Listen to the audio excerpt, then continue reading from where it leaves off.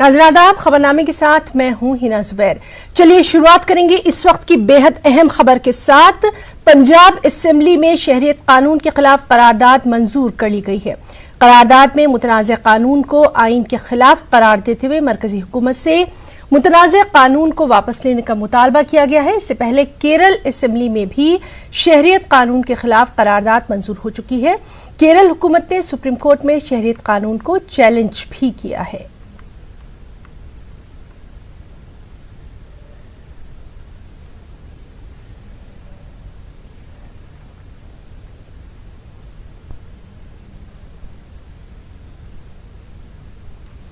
और रही मरदमशुमारी और एनपीआर के मामले पर आज वज़ारत दाखिला की अहम मीटिंग जारी है। इस मीटिंग की सदारत मरकजी मुमलिकती वज़ीर दाखिला नित्यानंद राय कर रहे हैं। सभी रियासतों के चीफ सेक्रेटरीज और डायरेक्टर ऑफ मरदमशुमारी इस मीटिंग में शामिल हैं। इस मीटिंग में मगरबी बंगाल का नुमाइंदा शामिल नहीं है। 2021 और एनपीआर यानी नेशनल पॉपुलेशन रजिस्टर को लेकर आज दिल्ली में एक बड़ी बैठक चल रही है, जिसमें सभी राज्यों के अधिकारी शामिल हैं और इस बैठक को चेयर कर रहे हैं गृह राज्य मंत्री नित्यानंद राय। आपको बता दें कि यह बैठक दिल्ली के अंबेडकर इंटरनेशनल सेंटर में चल रही है और इसमें सभी राज्यों के मुख्य सचिव और डायरेक्टर सेंसस शामिल हुए हैं, लेकिन विरोध के चलते वेस्ट बंगाल इस बैठक में शामिल नहीं हुआ है। सूत्र बताते हैं कि वेस्ट बंगाल के मुख्य सचिव दिल्ली में मौजूद हैं, लेकिन ममता सरकार ने यह लिखित में कहा है कि वो इस बैठक में शामिल नहीं होंगे। इस बैठक का मकसद ये है कि अप्रैल से एनपीआर प्रक्रिया को लेकर केंद्र सभी राज्यों से सहयोग मांगेगा, वहीं राज्यों की चिंताओं को भी इस बैठक के जरिए दूर किया जाएगा। केंद्र इस बैठक में यह साफ करेगा कि सेंसस और एनपीआर का मकसद ये है कि इस प्रक्रिया के जरिए जुटाए गए आंकड़ों से केंद्रीय योजनाओं का फायदा आम जनता तक पहुंचे। इससे पहले 2010 में एनपीआर की प्रक्रिया की गई थी और 2015 में इसे अपडेट किया गया था। कैमरामैन वैभव के साथ शैलेंद्र वांगू, न्यूज़ 18 नेटवर्क, नई दिल्ली। वहीं कोलकाता के पार्क सर्कस मैदान में शहरियत कानून और एनआरसी के खिलाफ खवातीन का एहतजाज लगातार जारी है। एहतजाज के दौरान सहूलियात की फराहमी के लिए हुकूमत ने ग्रीन सिग्नल दे दिया है। मैदान में आज टेंट भी लगाया जा सकता है। एहतजाज में तृणमूल लीडर भी शिरकत के लिए पार्क सर्कस मैदान पहुंच रहे हैं। शहरियत कानून और एनआरसी के खिलाफ लेफ्ट की जानिब से 20 जनवरी को मीटिंग होना है।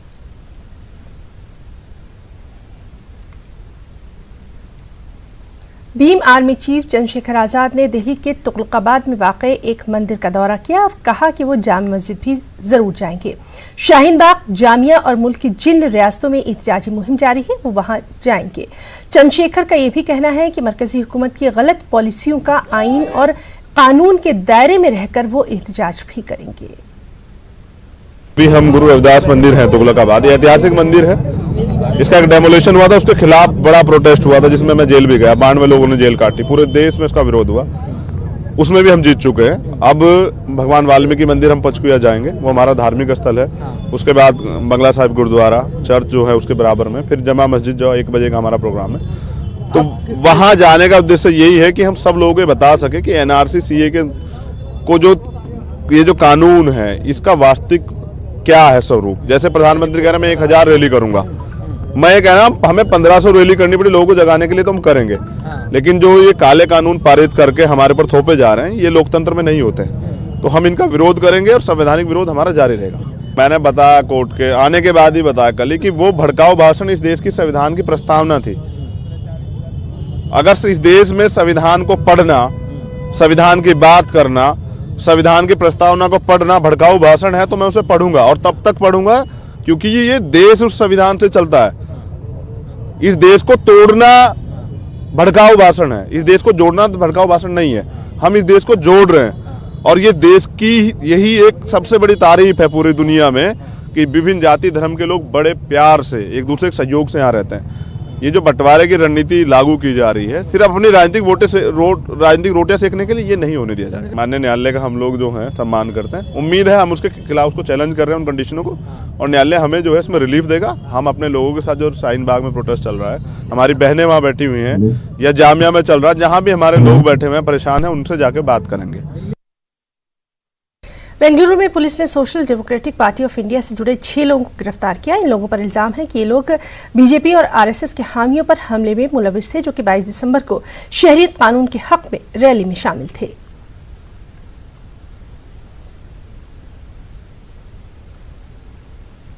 an individual by name Varun, 35 years, belonging to BJP, was attacked with deadly weapons, and he was left to bleed for himself, and the citizens and locals admitted him to Victoria Hospital. Our investigation has revealed a major terror module that was out here to create disturbance. Through our painstaking investigation, we have discovered that there were 6 people belonging to SDPI who had met earlier a number of times, and on the 22nd of December they had met at 5:30 in the morning, then again at 8:30 in the morning, and after that they had come and conducted a recce to carry out the dastardly attack on some leaders who were supporting the CAA. Nirbhaya इस्मत रेजी के एक मुजरिम मुकेश की रहम की दरख्वास्त सदर जमहूरिया ने मुस्तरद कर दी। दिल्ली हुकूमत रहम की अर्जी पहले ही मुस्तरद कर चुकी है। इस्मत दरी के चारों मुजरिमीन को जुमेरात को तिहाड़ जेल के बैरक नंबर 3 में शिफ्ट कर दिया गया है। इसमें उन्हीं मुजरिमों को रखा जाता है जिन्हें फांसी दी जानी होती है। गैंगरेप मामले के चौथे दोषी मुकेश को राष्ट्रपति भवन से एक बड़ा झटका लगा है। माननीय राष्ट्रपति ने चौथे दोषी मुकेश की दया याचिका को खारिज कर दिया है। हालांकि इस पूरे मामले में मुकेश ने माननीय राष्ट्रपति के यहाँ दया याचिका लगाई थी और ये कहा था कि उसको जो फांसी की सजा मिली हुई है उसकी फांसी की सजा पर राष्ट्रपति अपने विवेक से फैसला लें। हालांकि राष्ट्रपति ने इस दया याचिका को खारिज कर दिया है। इस पूरे मामले में अब कहीं ना कहीं जो फांसी की सजा है उसमें अब बदलाव की कोई गुंजाइश नहीं है। हालांकि इस पूरे फैसले को मुकेश हाई कोर्ट और देश की सबसे बड़ी अदालत सुप्रीम कोर्ट में चुनौती दे सकता है, क्योंकि उसके पास अभी भी कानूनी अधिकार बाकी हैं। आपको बता दें कि इससे पहले पटियाला हाउस कोर्ट ने निर्भया गैंगरेप मामलों के चारों दोषियों को 22 जनवरी के लिए फांसी की सजा की तारीख को मुकर्रर किया था। हालांकि इसके बाद चौथे दोषी मुकेश ने इस पूरे मामले को चुनौती भी दी थी। हाई कोर्ट ने और पटियाला हाउस कोर्ट ने इस पूरे मामले में मुकेश की दलीलों को नहीं सुना था, लेकिन सुप्रीम कोर्ट के एक आदेश के मुताबिक ये बताया गया है कि अगर राष्ट्रपति किसी भी दोषी की दया याचिका को खारिज करते हैं तो उसके बाद उसको 14 दिन का समय दिया जाता है। लेकिन तमाम जो पहलू हैं उन पहलुओं पर विचार करके सुप्रीम कोर्ट और हाई कोर्ट ने पहले ही मुकेश की याचिका को खारिज किया है। अब देखना यह होगा कि क्या मुकेश राष्ट्रपति के इस आदेश को अदालत में चुनौती देता है या नहीं। लेकिन फिलहाल सुप्रीम कोर्ट के बाद मुकेश जो चौथा दोषी है निर्भया गैंगरेप मामले में, उसको राष्ट्रपति के यहां से भी कोई राहत नहीं मिली। कैमरामैन सोनू के साथ सुशील पांडे, न्यूज़ 18 दिल्ली। अब्दुल्ला आजम को सुप्रीम कोर्ट से राहत नहीं मिली। सुप्रीम कोर्ट ने हाई कोर्ट के फैसले पर रोक लगाने से इनकार कर दिया। वाज़ेह रहे कि हाई कोर्ट ने अब्दुल्ला आजम की असेंबली रुकनीयत खत्म कर दी थी। अब्दुल्ला आजम ने हाई कोर्ट के इस फैसले को सुप्रीम कोर्ट में चैलेंज किया था। अब सुप्रीम कोर्ट 25 मार्च को इस पर सुनवाई करेगा। समाजवादी पार्टी के सांसद आजम खां के बेटे अब्दुल्ला आजम खां की याचिका पर सुप्रीम कोर्ट ने याचिकाकर्ता को नोटिस जारी किया है, लेकिन फिलहाल इलाहाबाद हाई कोर्ट के आदेश पर रोक लगाने से मना कर दिया है। एडवोकेट कमल हैं जो उनके याचिकाकर्ता हैं। सर, आज नोटिस जारी किया है लेकिन आप लोग स्टे की मांग कर रहे थे, उस पर फिलहाल रोक लगाने से मना किया। देखिए, इलेक्शन पिटीशन में स्टे नहीं होता है। उन्होंने कहा है कि ठीक है, हम 25 मार्च को इसको फाइनली डिसाइड करेंगे। तो इसीलिए उन्होंने कहा कि भाई ठीक है, कोई प्रॉब्लम नहीं, क्योंकि इलेक्शन पिटीशन में स्टे नहीं होता है। इसीलिए उन्होंने नोटिस इशू किया। कपिल सिब्बल साहब हमारे लिए अपीयर हुए थे, उन्होंने अपनी दलीलें दी और उनसे कन्विंस होके सुप्रीम कोर्ट ने नोटिस इशू किया। ये बहुत बड़ी राहत है हमारे लिए। राहत है। 25 तारीख के लिए फाइनल डिस्पोजल के लिए रखा है इस पूरे मामले को, तो क्या माना जाए, इसको आप कैसे देखते हैं? क्या उनके लिए अभी राहत है, वो विधानसभा जा सकते हैं या कोई भी प्रोसीडिंग अटेंड नहीं कर सकते, क्योंकि चुनाव आयोग ने उनकी अयोग्यता को फिलहाल निरस्त कर दिया था? नहीं, निरस्त नहीं किया है। हाँ। ये तो हाईकोर्ट का ऑर्डर आया था जिसको हमने अभी चैलेंज किया है, जो कि सब जुडिस है। वो जा सकते हैं, अगर जाना चाहे तो जा सकते हैं। वो कोई रोक नहीं है उनके ऊपर। 25 मार्च को क्या होना है? 25 मार्च की डेट लगाई है फाइनल डिस्पोजल के लिए।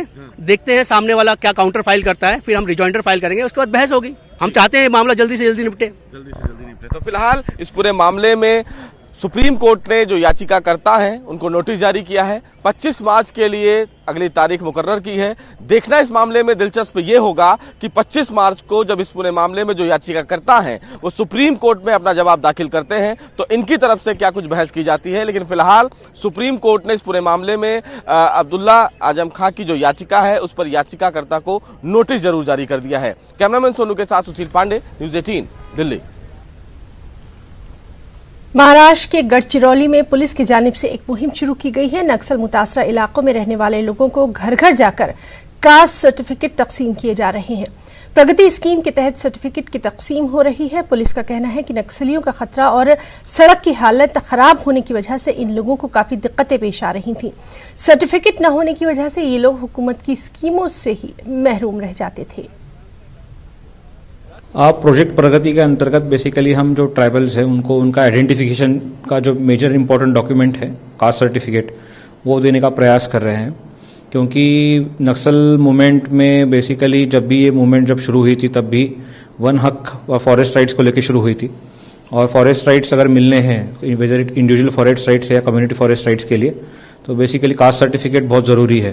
रोड का प्रॉब्लम है, नक्सल का प्रॉब्लम है, नक्सल परेशान करते हैं। अगर आप बार बार तहसील प्लेस पे जाओगे तो जब भी हम गांव में जाते थे लोगों की यही समस्या थी कि कास्ट सर्टिफिकेट हमें चाहिए, क्योंकि कोई भी गवर्नमेंट स्कीम हो या कोई भी अदर गवर्नमेंट की जो भी रिक्वायरमेंट हो उसके लिए कास्ट सर्टिफिकेट जरूरी है।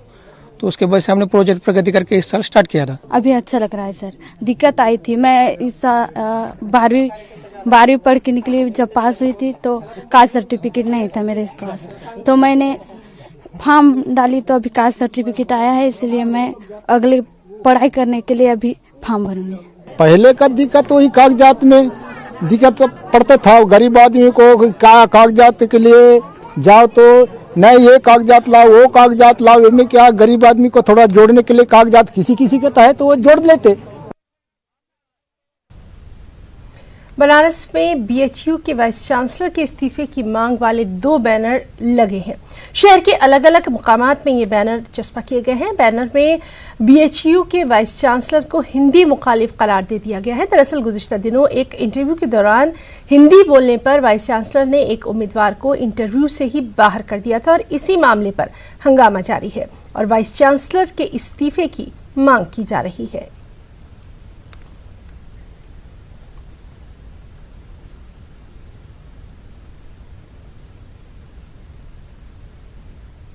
वजीर रेलवे पीयूष गोयल ने अहमदाबाद में मुल्क की दूसरी प्राइवेट ट्रेन मुंबई अहमदाबाद तेजस एक्सप्रेस का इफ्तिताह किया। तेजस एक्सप्रेस का पहला कमर्शियल रन 19 जनवरी को होगा। आईआरसीटीसी ने टिकटों की बुकिंग शुरू कर दी है। इस ट्रेन की रफ्तार 160 किलोमीटर फी घंटे है।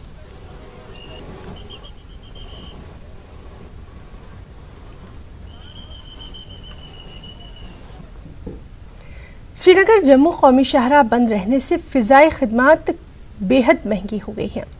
श्रीनगर से दिल्ली तक एक टिकट के लिए 25 से 30 हजार रुपये वसूल किए जा रहे हैं। लोगों की मांग यही है कि हुकूमत इस मामले में फौरी मदाखलत करे। पेश है श्रीनगर से हमारे चीफ रिपोर्टर परवेज भट्ट की ये रिपोर्ट।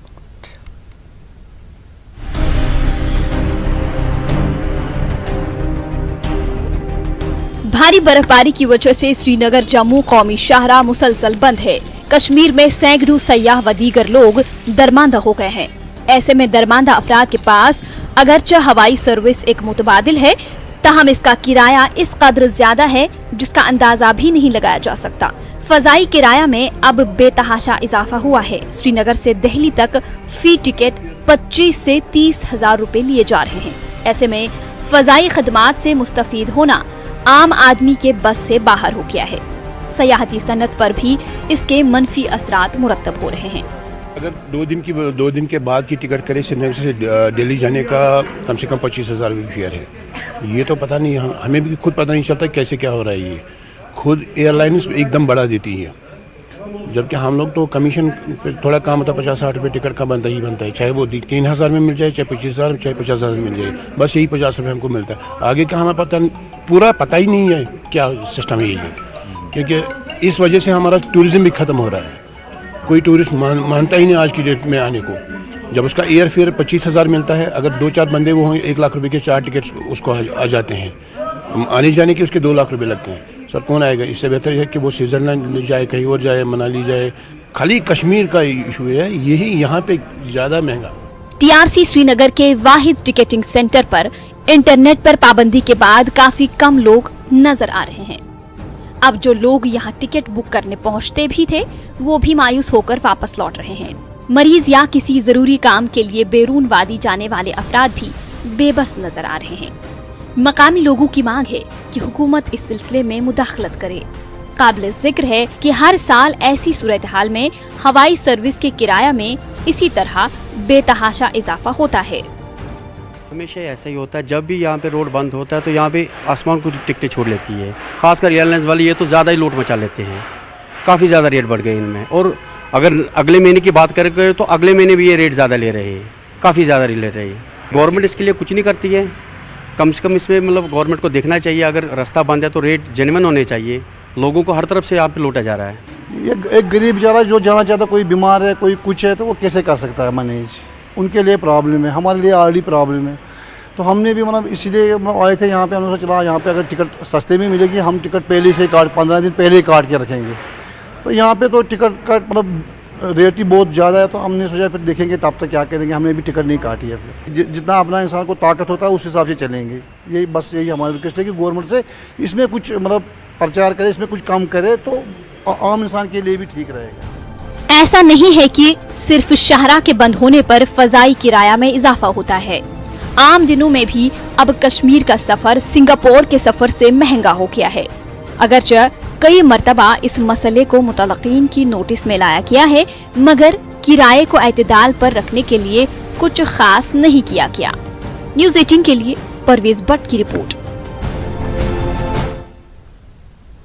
रूस ने कश्मीर मसले पर अपना मौक़िफ़ वाज़ेह कर दिया है। हिंदुस्तान में रूस के सफ़ीर निकोले कुदशेव का कहना है कि ये दो तरफ़ा मामला है। जहां तक इस मसले को सलामती काउंसिल में उठाने का मामला है, रूस इसके हक़ में कभी नहीं रहा। सलामती काउंसिल में कश्मीर पर क्लोज डोर मीटिंग के चीन के मुतालबे पर रूसी सफ़ीर ने कहा कि रूस इसके हक़ में नहीं है। ऐवान नुमाइंदगान के बाद अमेरिकी सदर डोनाल्ड ट्रंप के खिलाफ मवाख़ज़े की कार्रवाई सीनेट में शुरू हो गई है। जुमेरात के रोज़ सीनेट में ट्रंप के खिलाफ आयद इल्ज़ामात पढ़कर सुनाए गए। इन इल्ज़ामात पर मुवाफ़क़त और मुखालिफत में बहस होना है। सेनेटर एडम स्किफ ने सीनेट में कहा कि अमेरिकी सदर के दफ्तर का गलत इस्तेमाल किया गया, आइन की हलफ की खिलाफ वर्जी हुई, ट्रंप ने सदारती ओहदे का गलत इस्तेमाल किया। ऐवान नुमाइंदगान में ट्रंप के मवाख़ज़े की करारदाद को मंजूरी दी गई थी।